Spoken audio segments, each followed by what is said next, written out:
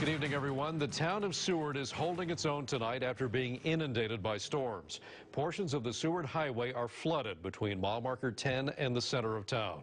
Channel 2's Adam Pinsker is at one of those spots and has the latest on those conditions. Adam? Mike, I want you to look over my left shoulder.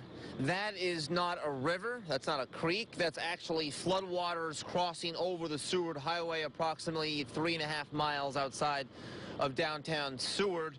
It's not as bad as it was when we came here earlier about 4 o'clock, 5 o'clock this afternoon.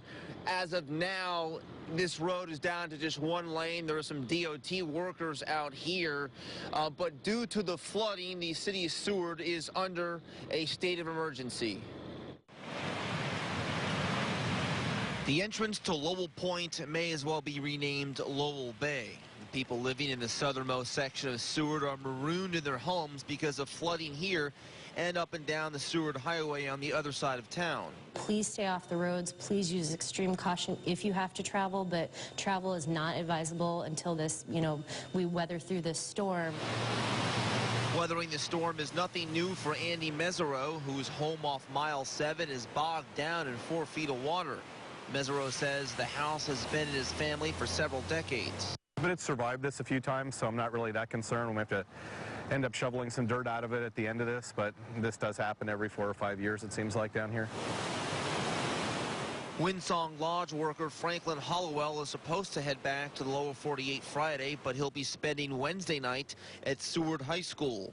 The resort sent Holloway and several of his co-workers to the school, which is acting as a Red Cross shelter. Because of the levee back behind the lodge in Box Canyon, they just had us all load up on the shuttle, which is still outside, and evacuated us here for safety. And if the rain gets heavier overnight, Holloway could be getting some more bunkmates. And a reminder, because Seward High School is being used as a shelter, there will be no classes at Seward High School, Seward Middle School, or Seward Elementary School, so good news for kids tomorrow, no classes.